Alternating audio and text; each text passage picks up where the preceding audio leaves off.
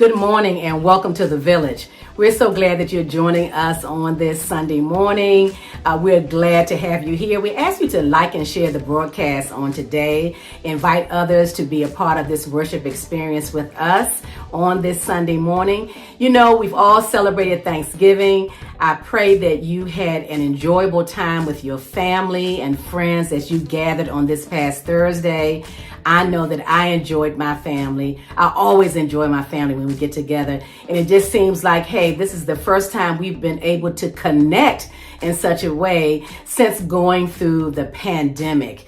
And it was wonderful. So we know that you are still in that holiday mode and in that kind of mindset. So we're giving you a Sunday of relaxation for us on today. So we're asking you to join us for this throwback sermon that will be coming from our pastor. The topic or the sermon title is Determined. And you know, we have to be determined. And our pastor is going to break down that word for us and is going to help inspire us, motivate us, will help to just shape us and help us to think about the things that we need to do for our personal selves as we are working in community with others.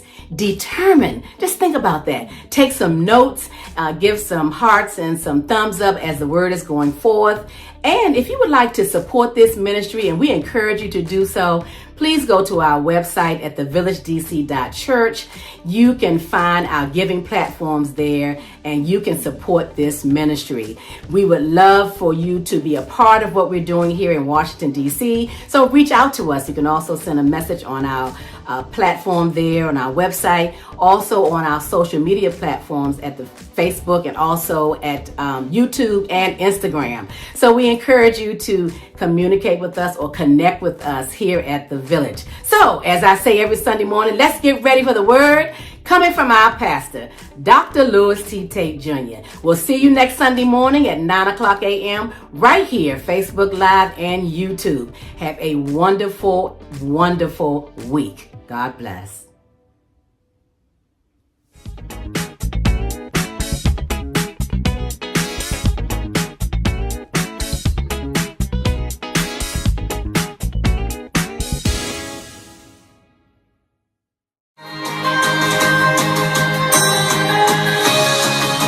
Come on, let's give God some glory wherever we are. Let's give him some worship. Hallelujah to his name. To you, Lord, you are worthy, and no one can worship you for me. For all the things you've done for me, and no one can worship you for me. So here's my worship, all of my worship. Please receive my worship, all of my worship. Here's my worship, all of my worship. Receive my worship, all of my worship. Come on, let's sing together. To you, Lord, you are worthy, and no one can worship you for me. Come on, make it personal. For all the things you've done for me, and no one can worship you for me. So here's my worship, all of my worship. Lord, receive my worship, all of my worship. Here's my worship, Lord, all of my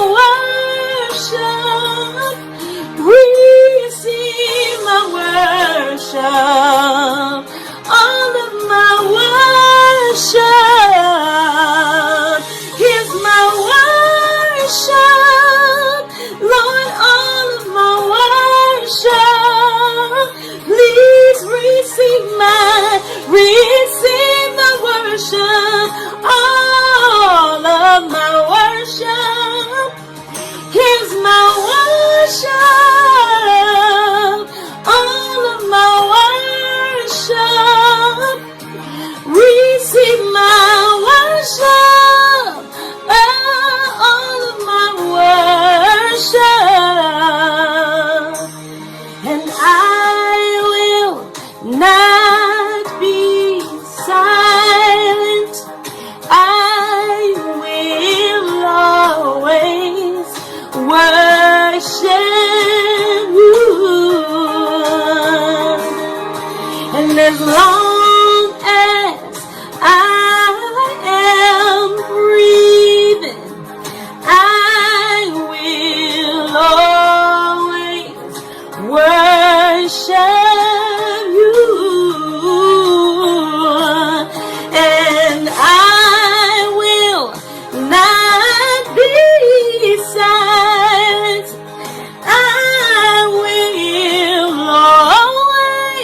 I'll always worship you. Lord, as long as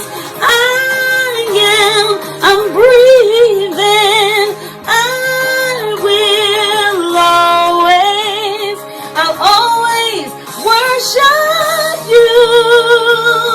Oh Lord, and I will not be silent. Lord, I will always worship you.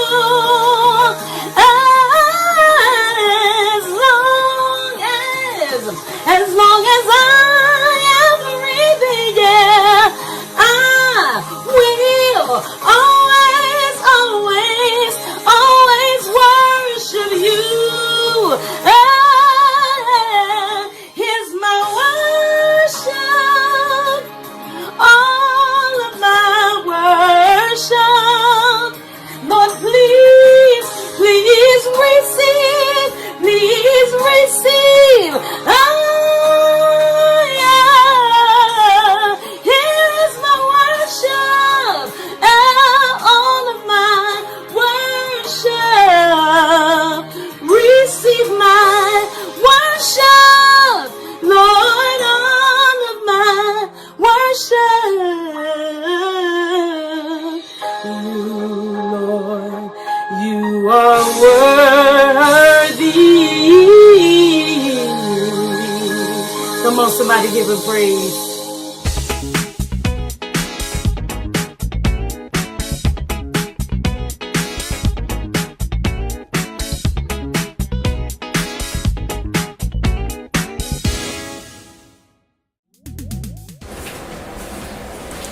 All right, we're coming down to the part of the service where we get to hear the word that's coming from our pastor. I invite you to take notes. You can write in the chat box, give some hearts and thumbs up as the word is going forth. And let's get ready for the word coming from our pastor, Dr. Louis T. Tait Jr.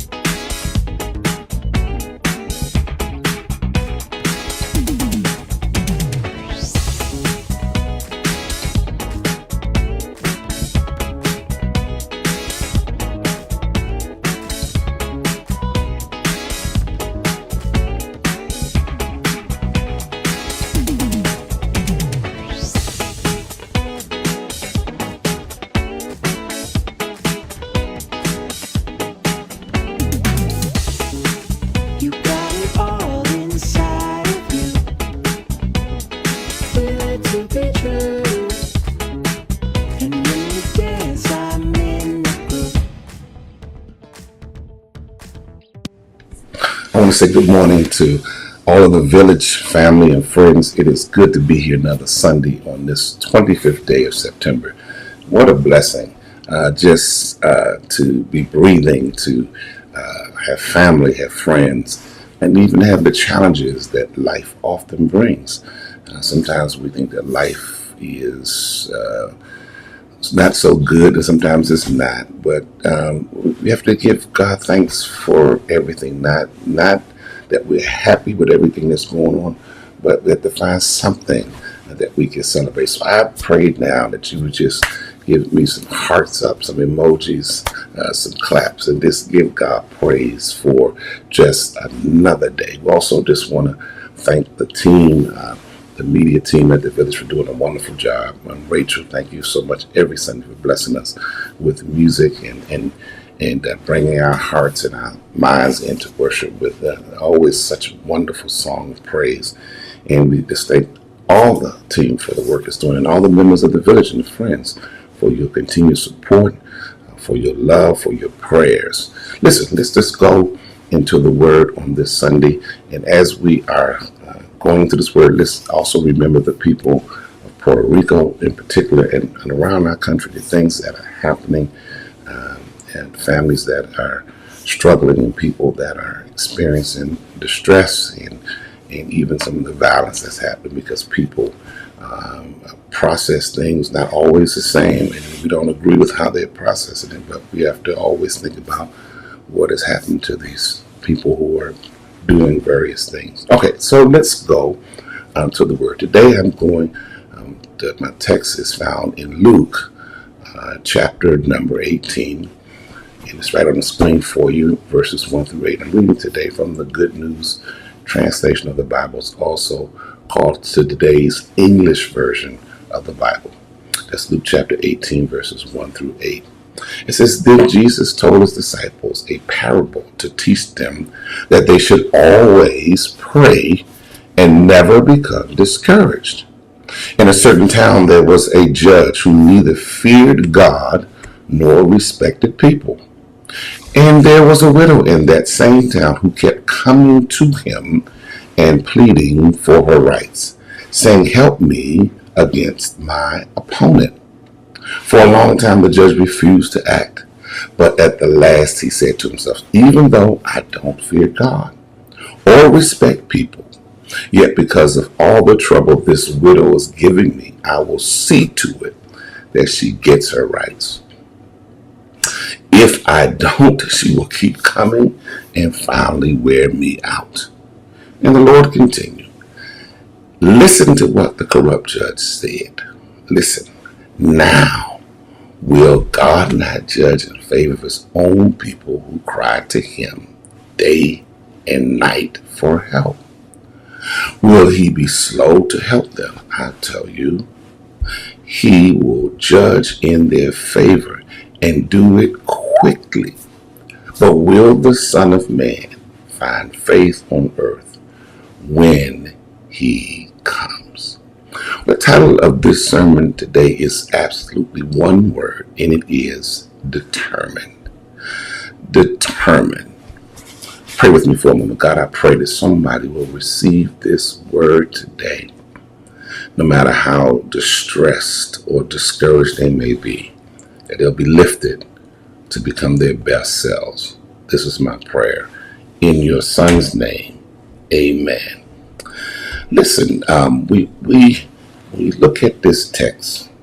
It is a powerful text. It is a text that is just, it has so much in it. It is tailored to really teach us some fine lessons. And there's so many lessons, sometimes you have to just narrow it down. Tait Han, the Buddhist monk, in his book, No Mud, No Lotus, The Art of Transforming Suffering, he wrote this. And it's a very powerful thing that he wrote. He wrote, "One of the most difficult things for us to accept is that there is not a realm where there's only happiness. There's no suffering. This does not mean we should despair. Suffering can be transformed." Let me say it again, because I don't want you to miss it, because when I was reading it, I had to read it again and hear it for myself. One of the most difficult things for us to accept is that there is no realm, no place in the universe or on our earth, anywhere where there's only happiness and there's no suffering. This does not mean that we should despair. Suffering can be transformed. And I encourage you to read this book, No Mud, No Lotus. Very interesting concepts there. Don't be thrown off because he's a Buddhist monk. I think you'll find it instructive if you challenge yourself. But listen, the concept of the principle that suffering can be transformed, it is written in the story of our African ancestors in America and on the continent. But for the purpose of this message today, I want us to take a peek into the life of Ishmael Cruz Cordova, the black elf in Amazon's new series, Lord of the Rings and Rings of Power. And I must confess, I am not a fan and have not read any of the material in terms of Lord of the Rings. And I think the only other movie I may have seen been a while ago is The Hobbit. So I'm not like some people who are really, really into it and really, really understand all the things that are happening. I'm kind of new to this, but I am looking at the series. But I want to take us a look at this, at Ishmael Cruz Cordova, who is playing this role as an elf, and what he had to go through, and what he went through, and the challenges he had to face, and I want us to think about this concept. I'm too positive to be doubtful, too optimistic to be fearful, and too determined to be defeated. As we look and take a peek at his story, he's an interesting guy, and Ishmael knew that playing a black elf in Amazon's Lord of the Rings, the power of the rings, the rings of power, he knew that it was going to be met with some backlash. He knew that there would be some issues and some problems because no black had ever been cast in that role. A little context, though, because I don't know if you know that much about this movie, but it talks about these Southlands of Middle Earth, and we're introduced to an elven warrior named Arian Deer, and that's Ishmael Cruz's character.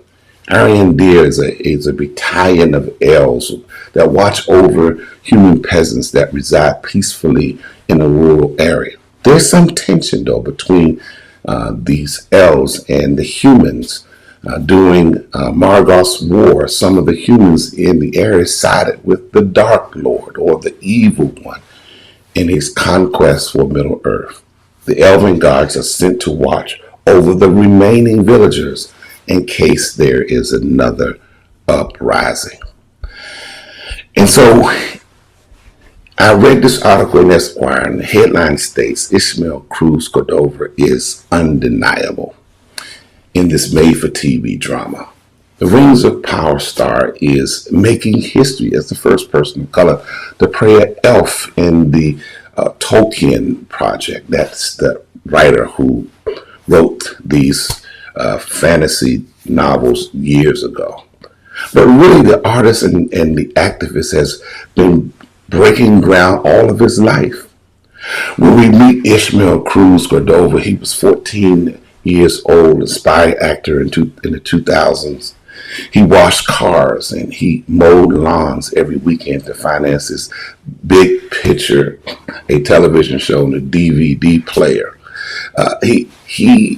One of his first DVDs he bought was The Fellowship of the Ring, the blockbuster adaptation that would forever change what was possible for fantasy on the big screen.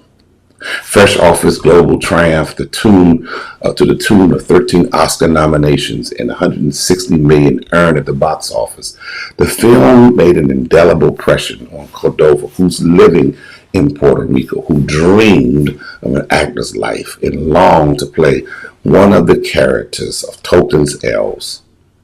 In those mysterious eternal beings, Cordova saw shades of himself, shades of his life. The elves were spiritual people, spiritual beings, spiritual communion with nature, and resonated deeply with him, surrounded as he was by Puerto Rico's majestic mountains and streams. But as an Afro-Latino teenager growing up in an undersourced community, Cordova saw no place. He saw no place for himself along the L's lily white ranks. It was, he said, I was on a quest to find my voice and a voice for my people, he says. But then I wondered, why is there no one like me in these movies? I'm pretty sure you said that about various things in your life. But it was nearly 20 years later that Cordova scored an audition for The Rings of Power, Amazon's ginormous adaptation of J.R.R. Tolkien's fantasy works of The Hobbit and Lord of the Rings, poised to become the most expensive television show of all time. It's projected to cost more than $1 billion over 5 seasons. And so, if you live anywhere within the enormous reach of Amazon's advertising, which most of us do, chances are you've seen Cordova emblazoned on buses and billboards, costumed in pointy elven ears. You know that this story ends with a wonderful ending, but it's good to see how the story goes in the movie and also in this life. So we think about, as we zoom in with this Esquire magazine story, during the Rings of Power promotional victory lap around the globe, Cordova's pride and excitement threatened to take the roof off his London apartment. He was so excited. And in 4 seasons, it will be a journey. And to understand where he's going, he insists we have to understand where he's been. As Tolkien reminds us, little by little, one travels far. Remember that. Little by little, one travels far.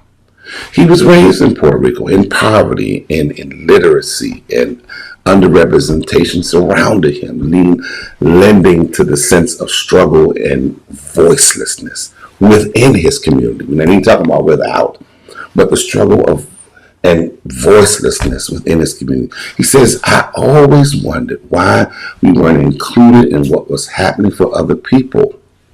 There was always this struggle, he said. There was always this strong notion of the other people and us. Success, education, or ability was always those other people. Listen, have you ever been discouraged? You know, because there's so many roadblocks and obstacles that seemingly makes your pathway to success impossible, so out of reach. So perhaps you thought to yourself, why even try? You know, if there's so many roadblocks, there's so many stumbling blocks, there's so many doors that are shut in your face, then why even try? Have you ever been so frustrated that you wanted just to close the world off and everybody in it? Frustration can lead to depression. Depression can be a barrier to any breakthrough one hopes to achieve in life. Discouragement can be debilitating and cause you to be so disillusioned about your life's chances of achievement, which can be like blinders that prevent you from seeing perspectives that could be promising for you. Have you ever been discouraged? I know I have. There are times I just want to just check out for a moment. Check out in terms of just not even deal with the things that keep coming up in life. Keep having to deal with racism. Keep having to deal with people insisting that it doesn't exist, and we know it does. Keep dealing with disappointment in people who are describe some definition of your character, even when they don't know you, based on your skin color, or based on the shape of your body, or based on the hairstyle you wear, or based on the tonology in your voice. Have you ever been discouraged? You know, discouraged can ruin your life. If you give into it, it's debilitating cause. It can just take you out. Listen, Makes me think I am blowing smoke and, and shouting a Peter Pan fantasy life. The problems of life are surely challenging. And the issues of living in a racist society steeped in the myth of white supremacy with over 400 years of slavery beyond imagination. Post-traumatic slave syndrome, as researched and written by Dr. Joy DeGruy, is real. And the effects of it on African Americans is enormous, and I think on the whole society. But come with me for a moment to our text about the story of this widowed woman in the Gospel according to Luke chapter 18. What happened to this widowed woman that caused her to approach her situation and circumstances the way she did? Not what's wrong with her. We're not asking that question, but we're asking a different question. What happened to her? What can we learn from her actions? Is there something you and I can glean from this parable of Jesus that may help us deal with structural and systemic systems of white supremacy and racism, and classism, sexism, xenophobia, and homophobia? Can you see yourself in this widowed woman? What is Jesus' message meant to accomplish with his disciples and those who choose to follow him? I have one word for you today. Just one word. And it's, well, actually two. And it's simply this: challenge yourself. Challenge yourself. It's very important that you learn to challenge yourself. A lot of times we think about all what other folks are doing, but sometimes we forget that we need to challenge ourselves. It's important that you challenge yourself. Challenge yourself. And I know it sounds like something simple to do, but if you are determined to do something different with your life, then you have to find a way to challenge yourself. Challenge yourself. Let's unpack it for a moment, if we will. Challenge yourself. Listen, you've got to want it. I almost wanted to call this point that you've got to want it.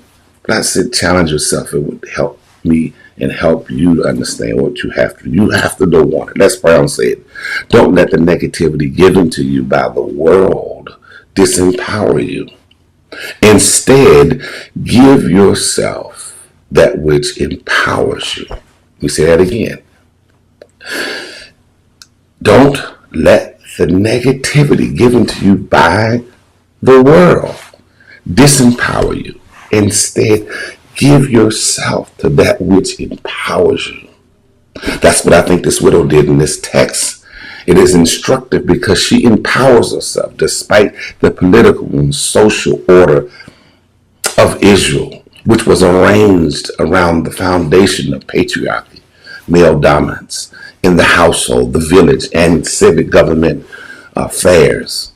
According to Herzog, within this social structure, the place of women was defined within the household. A woman became a threat to this order when she was no longer contained, listen to this language, contained within the bounds of the familiar roles of a daughter or a wife.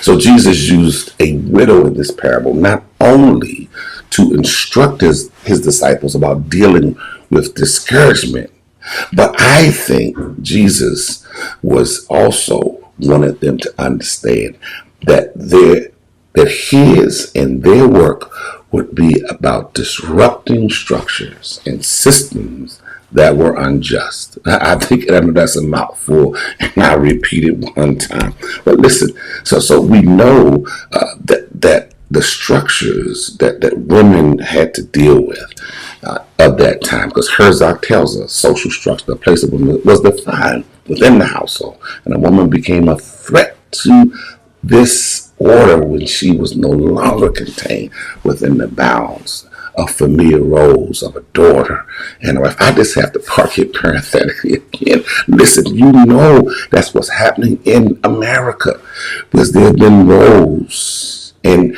that has been defined and prescribed that African American people, people of African descent, non-whites should be contained in. And when we get out of these prescribed roles, we become a threat to the status quo and to the order of things, the way it's like MAGA, Make America Great Again, which we know is just code for make it the way we want it again, where it's white dominance and it's about white power, and it's not about a shared kind of democratic culture that all of us benefit from, not just a few, but all of us benefit from. And here this widow, Jesus is using this widow in this prayer, and only to instruct us about dealing with discouragement, his disciples, but that his and their work and our work will be about disrupting structures and systems that are unjust. I hope you get that in your spirit. Listen, who would better know about being discouraged and wanting to give up than a widow in this cultural context? Her husband is dead. She's perhaps attempting either to claim whatever money she can get from her husband's estate, or to reclaim the ketaba. That is the amount of money, the settlement her husband paid to her father, and also the amount each family contributed to her dowry. That's what the ketaba is. Ketuba. The ketaba names the wife as the beneficiary, the amount of money her husband pledged to her as an inheritance in the event of his death.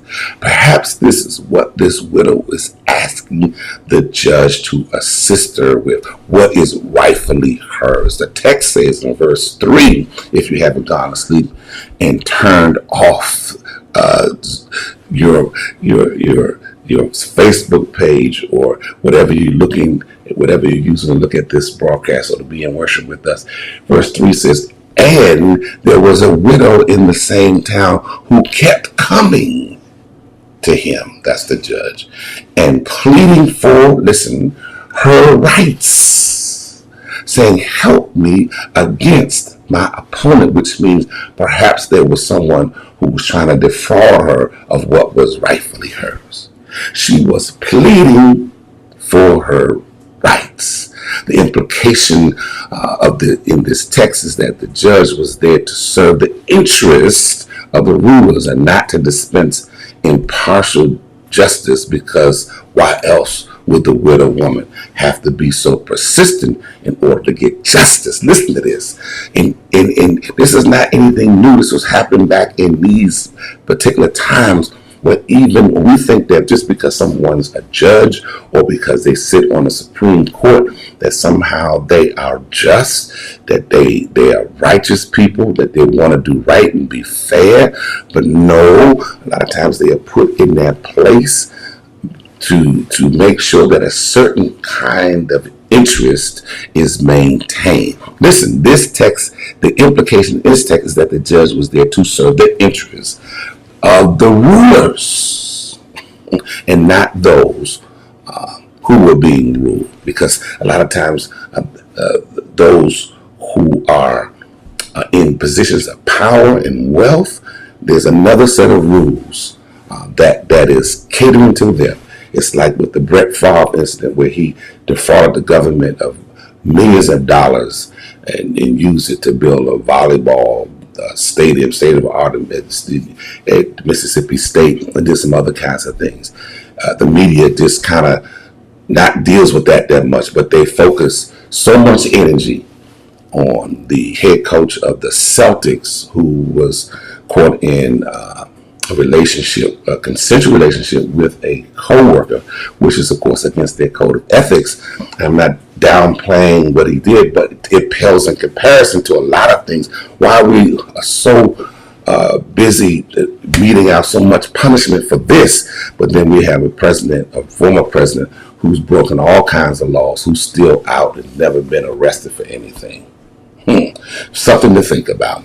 The story, though, is about the pursuit of justice over against power and control. Listen, the problem with the judge and the judges of that day was how to appear as representatives of justice while consistently rendering decisions in favor of the richer class and more powerful. Let me park it parenthetically again. You've got to want it like Cordova. I don't want to miss this young man. Cordova, in spite of what the judges were doing in this text, and in spite of things were happening in his life that were like walls, like places that were tough for him to overcome, Cordova began working while still in elementary school, selling pumpkins and peppers to earn lunch money. He discovered his talent for competitive swimming. He became consumed by the sport, swimming his way to the national championships, a private school scholarship. He was raised with the belief that becoming a doctor or a lawyer was the ticket to success. He poured himself into science and mathematics courses and determined to become a pediatrician. All the while, he felt like the little weird kid writing poetry in secret because it wasn't sufficiently manly. Everything changed when he signed up for a drama club on a whim. Life immediately made sense, he said, as he remembered. Cordova threw himself into acting classes, and making sure that whatever he was feeling was getting fed. He kept his pursuits a secret from his parents. It was during this season of his life that he discovered this film, The Fellowship of the Ring, which introduced him not just to elves, but to the idea of making a career in the arts. The design, the community, the vast opportunities. It was a real thing, he realized. You could actually make a life in this. In the beginning, Cordova, he whetted his appetite on school plays. He got involved with all of that. He was not going to be deterred. He was determined. But because he couldn't afford a plane ticket to the United States for drama school auditions, he very nearly had to continue his schooling in Puerto Rico. But ultimately, a community developed a prize that funded his trip to New York University. And during welcome week, most students arrived with their parents. Cordova arrived with just a duct tape laundry bag of his belongings. Cordova described his life as a journey from voicelessness to voicefulness. And at NYU, he was already speaking up in between working 3 jobs to afford tuition. He observed NYU's prestigious Tisch Drama School had no minority actors in lead roles on their main stages. He set his mind to changing that, breaking ground as the first Latino actor to play a lead role in Tisch's main stage. After he graduated, he struggled with homelessness, sleeping on trains, on park benches, and friends' couches for years while booking plays and television gigs. When recurring roles on The Good Wife and Sesame Street and Ray Donovan came along, his career leveled out. But all along, the secret dream of joining Tolkien's legendary Lord of the Rings trilogies and all of that never died. So in the summer of 2019, that fateful moment finally arrived. Cordova had the chance to audition for Amazon's top secret Lord of the Rings project. Reading from an unspecified role, he auditioned tirelessly for months, retaping his submissions again and again at Amazon's request. When 2 rejections came, he refused pursuing the project. He was determined. That's not the answer I'm looking for, he said. He told his manager when the first no came. This is my role. It's what I'm doing. Finally, after Cordova taped another edition and a tent in South Africa, traveled to New Zealand for a screen test, and wrote the showrunner's heartfelt letter. Amazon saw what was clear elsewhere, a breakthrough star who could outact every other contender. Astonishingly, it wasn't until the day before his final audition in New Zealand that Cordova learned he was vying for the role of an elf, a moment he describes as massively emotional. After that revelation, he came at the audition with a renewed veracity. I left all of my soul there, he said. Characters like this, it's like they find you. And I always knew that this was mine. Listen, this widow had the same attitude. She was saying with her attitude and action, this is mine. I'm determined to get what is mine. She would not settle. She was determined. She was a widow, which meant she was in a particular vulnerable position, but she would have every reason to quit, to not go forward. But she says, listen, I'm going to challenge myself. And she's saying, like you need to say, and I need to say, you've got to want it.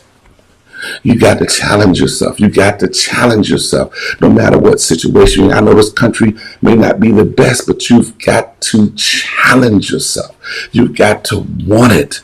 You've got to want the best for yourself. You've got to want to be the best teacher. You've got to want to be the best husband or wife. You've got to want to be the best actor. You've got to want to be the best construction worker. You've got to want it. You've got to be determined that no matter comes hell or high water, I am not going to give up. I'm not going to give in. I'm not going to give over to anything. I'm going to challenge myself to be my best self. Would you pray with me for a moment? God, I pray today that somebody would realize that this is a great time for them to challenge themselves, to be their best selves. This is a great time, God, to be determined in spite of all the odds and all of the difficulties. And I pray, God, someone today will realize they need you in their life. And this is my prayer in Jesus' name. Amen. Listen, if you prayed that prayer, you're interested in being a part of our church, you can go to our website, which is thevillagedc.church, bottom of your screen, and let us know that your intentions, that you want to be a part of the village. And we will get in touch with you. And most importantly, that you want to be connected to God through Jesus. Listen, it is offering time at the village. We are a church that believes in the tithing principle. It's very simple. Tithing principle is based on the 10-10-80 principle, which means you tithe 10% of your income. The other 10% you save and give to yourself. And then you learn to live off the 80%. That's the 10-10-80 principle. And listen, we have several ways you can give at the village. You can give through Givelify, you can give through Cash App, and of course, when you go to our website, you can give right through our website. And I want you to remember that all of your gifts are tax deductible. All of your gifts are tax deductible. This is a mantra that we say, I have faith and I believe that God will meet our every need as we generously sow this seed. Freely I give and freely I receive. Listen, I want you to have a wonderful and blessed day. And thank you again for tuning in to the Village broadcast and our worship experience. God bless. Have a great Sunday.